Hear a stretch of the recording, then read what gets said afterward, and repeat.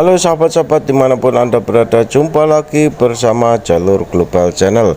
Assalamualaikum warahmatullahi wabarakatuh. Perlu kita ketahui, jenis garam ada bermacam-macam, namun tidak semua bisa digunakan untuk memasak. Meski begitu, tidak ada salahnya jika mengenal jenis-jenis garam yang ada di dunia ini guys. Apalagi kalau juga tahu manfaat sebenarnya.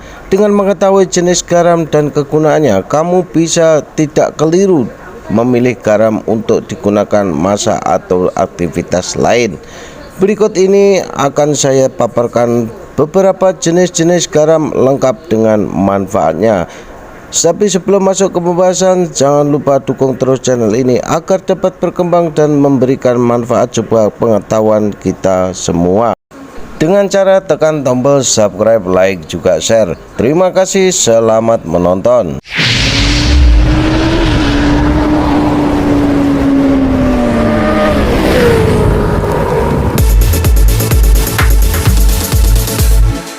Yang pertama adalah garam Himalaya.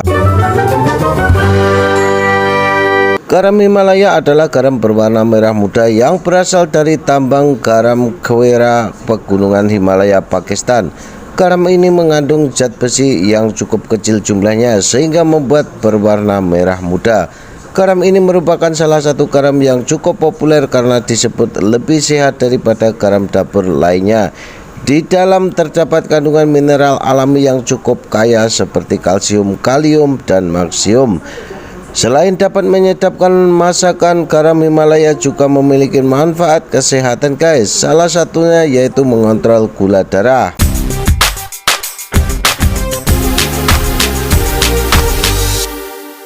Nomor 2 yaitu garam laut. Garam laut dipanen dari laut yang menguap sehingga rasanya jadi sedikit lebih asin. Sama seperti garam meja, garam laut juga mengandung natrium klorida yang cukup tinggi. Namun jumlahnya tergantung pada sumber dan cara pengolahannya. Dalam garam laut juga terdapat mineral lain seperti kalium, zat besi, dan seng. Konon, semakin gelap warna garam laut, makin tinggi pula konsentrasi kotoran dan jejak nutrisinya seperti dilansir dari Headline. Ada pula yang menyebut bahwa garam laut menyimpan sejumlah logam berat dan mikroplastik akibat pencemaran laut. Tapi tidak perlu khawatir karena beberapa peneliti percaya bahwa dampak kesehatan dan konsumsi garam laut masih dalam taraf rendah. Sama halnya dengan garam Himalaya, garam laut juga bisa digunakan untuk memasak. Selain itu juga yang menggunakan garam laut untuk dijadikan rendaman kaki atau spa tubuh.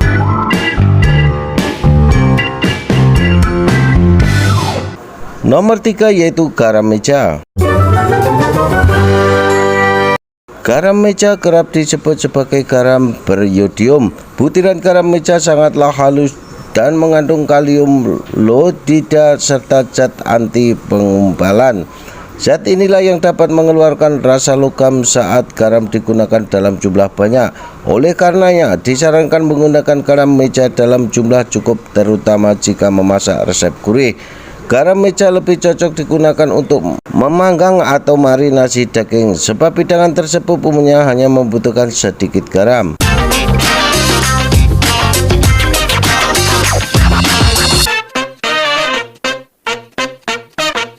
Nomor 4 yaitu garam kosher.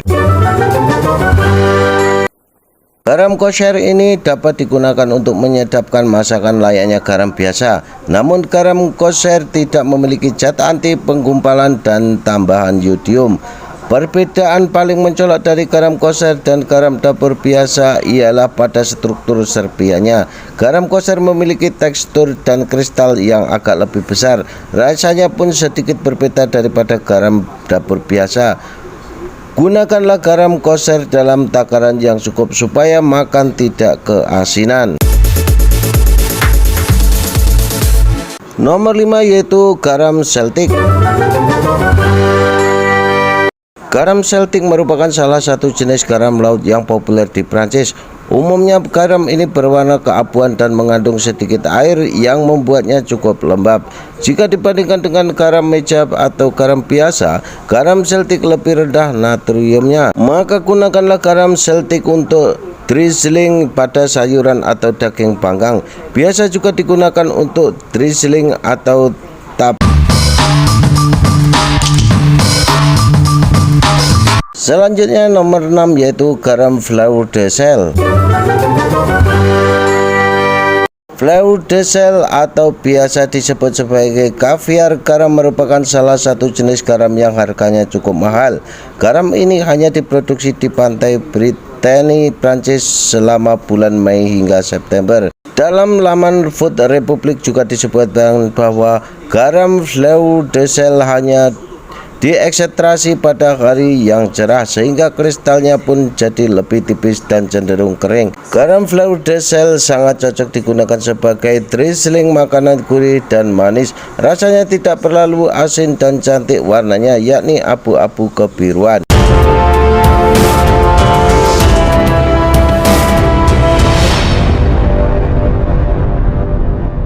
Nomor 7 yaitu garam Flexal. Garam Flexal merupakan salah satu jenis garam laut yang masih jarang ditemui di Indonesia. Biasanya garam ini diambil di tambang di sekitar pesisir Inggris. Sama seperti garam laut lainnya, Flexal juga mudah larut dalam air dan dalam hidangan. Flexal akan makin sempurna jika digunakan sebagai taburan agar pada daging dan dicampur dengan rempah-rempah lainnya. Garam ini bisa juga ditambahkan pada masakan yang dipanggang. Selanjutnya nomor 8 yaitu garam kalanama. Garam kalanama atau garam hitam adalah campuran dari garam Himalaya, arang, kulit kayu, jamu, dan biji-bijian yang dibakar dalam tungku selama 24 jam. Berkat proses pembakaran, garam kalanama jadi memiliki aroma belerang yang mirip dalam telur. Rasa garamnya sendiri cenderung mirip umami atau bumbu penyedap. Gunakan garam kalanama untuk membumbui masakan terutama hidangan vegan supaya rasanya lebih nikmat dan beraroma. Nomor 9 yaitu garam Hawaii. Mulanya garam Hawaii hanya digunakan untuk prosesi pemberkatan, tapi kini mulai dimanfaatkan untuk drizzling hidangan laut dan daging. Garam ini digunakan untuk membumbui masakan pulau tradisional seperti pipi kaula dan poke di Hawaii. Ada dua jenis garam Hawaii yang tersedia di pasaran, yakni garam lava dan garam alaya. Garam lava merupakan campuran dari garam laut dan arang sehingga berwarna hitam dan sedikit memiliki rasa belerang. Sementara garam alaya ialah garam laut yang dicampur dengan tanah liat alaya. Campuran inilah yang dapat membuat garam alaya jadi berwarna merah dan lembut rasanya.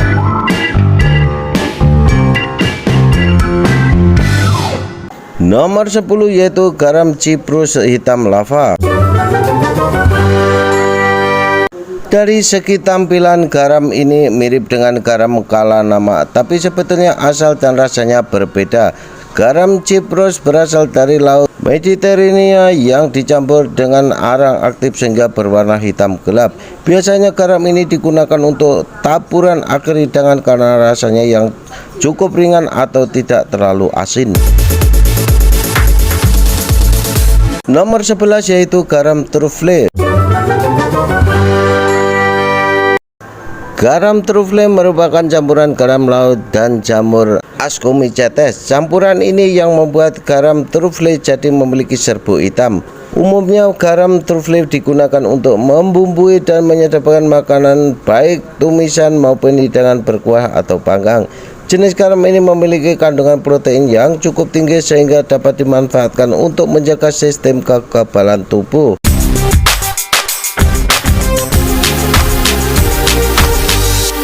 Nomor 12 yaitu garam asap atau smoked salt.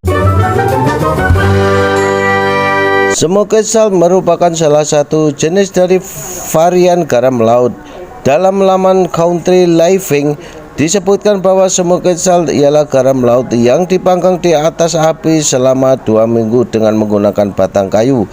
Rasa dan warna garamnya bisa bervariasi tergantung jenis kayu yang digunakan dan lamanya waktu panggang. Smoke salt digunakan untuk memperkuat aroma dan rasa smoky pada masakan gurih maupun saus barbecue.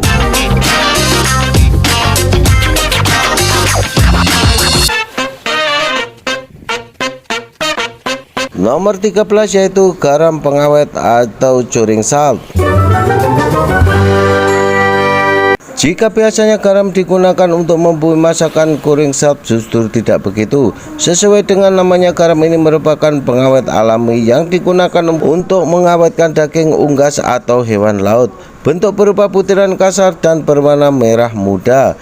Mengutip dari laman The Spruce Edge, curing salt umumnya terbuat dari garam dapur atau garam laut yang dicampur dengan gula dan dilarutkan ke dalam air.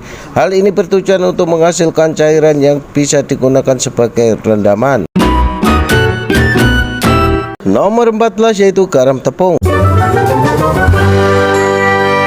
Garam tepung atau bubuk garam adalah garam meja yang butiran jauh lebih halus daripada garam biasanya. Rasanya mirip seperti garam meja ataupun garam laut, bahkan fungsinya pun sama dengan jenis garam meja lainnya, yakni membumbui masakan baik hidangan berkuah atau tumisan. Bisa juga digunakan untuk menyedapkan kue atau adonan roti lainnya. Namun supaya khasiat dan rasa dari garam tepung tidak berkurang, taburkan pada masakan yang hampir matang.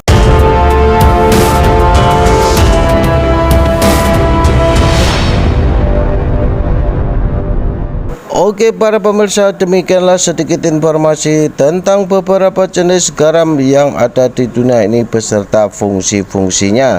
Saya ucapkan terima kasih dan sampai jumpa di video-video selanjutnya. Semoga ini bermanfaat untuk Anda.